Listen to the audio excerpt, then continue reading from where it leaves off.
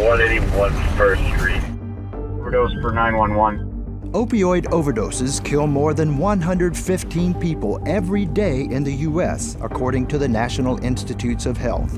Overdoses on heroin, synthetic opioids including fentanyl, and the misuse of prescription pain relievers are taking lives in the cities and the suburbs. Now we know that addiction and certainly the opioid use problem cuts across all demographics. The AMA Alliance, along with the American Medical Association, is fighting back, knowing the misuse of opioids is a complex issue that requires action from a lot of people. It's time that we all work together, redouble our efforts, and fight this epidemic. The AMA Alliance is addressing the epidemic with initiatives in communities across the country. It's a multifaceted problem. Not just one thing is working. So that's why we're all speaking out.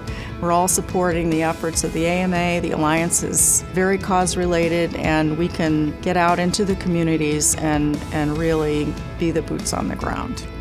They're mobilizing armies of volunteers focused on a comprehensive public health approach built on compassion and dedicated to finding treatment and recovery options for opioid use disorders.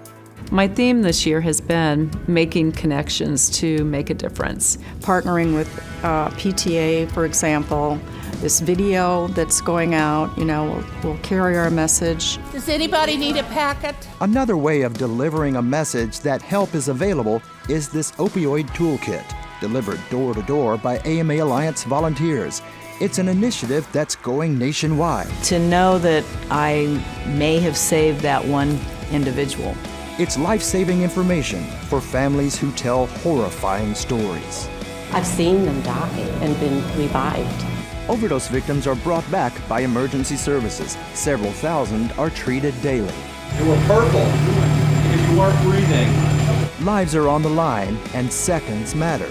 And at Texas A&M University, the Opioid Task Force is sending a message and aggressively distributing Naloxone rescue kits, essential in those precious seconds. This is an opportunity to interject yourself into the opioid crisis and actually move the needle on the number of overdose deaths that we have.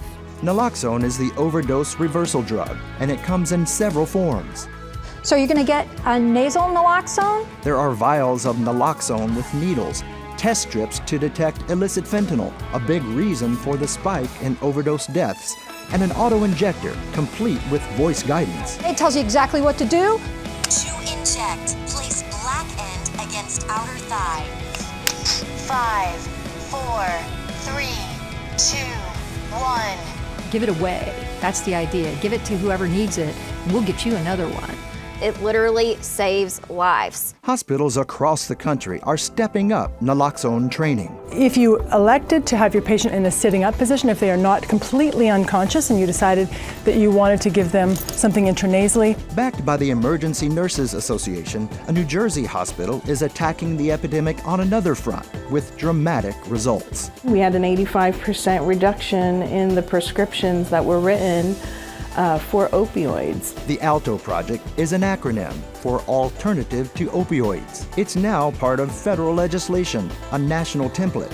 And while it reduces prescriptions, it also focuses on improving access to non-opioid forms of pain care, options that health insurance companies have been resistant to cover. The overall legislation is a measure of the power of some 43,000 ENA members. It's a strong advocate, but it's a loud advocate as well. The new president-elect of the AMA is having AMA Advocacy take center stage. We know that too many people are dying preventable deaths when we know how to help them. And one of the ways to help them, of course, is increasing access to treatment for those who have an opioid use disorder. Dr. Patrice Harris is all about local community involvement and increasing access to all forms of treatment. It's an illness. It's a medical illness. It's a chronic illness.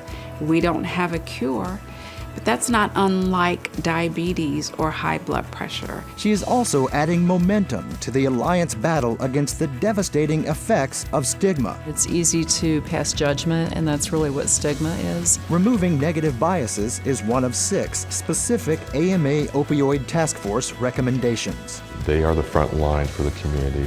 and we're here to support them, and we want to make sure that they know that we're here to help them as they continue to do their job and as they continue to keep the citizens safe. The DEA is also a key partner and collaborator, committed to supporting doctors and the healthcare community. We all have to work together to reduce the amount of drugs out there on the street that could be diverted so we can end this opioid crisis that much faster. This Practitioner Diversion Awareness Conference held in Nashville helps the Drug Enforcement Administration showcase its work in education and awareness, helping bring an end to the opioid epidemic.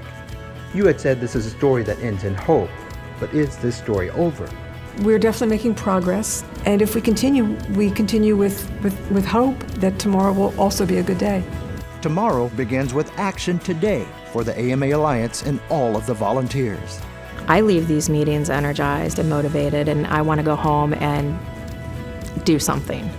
Because everyone has a role in reversing this epidemic. Don't wait. Get involved. Go to amaalliance.org.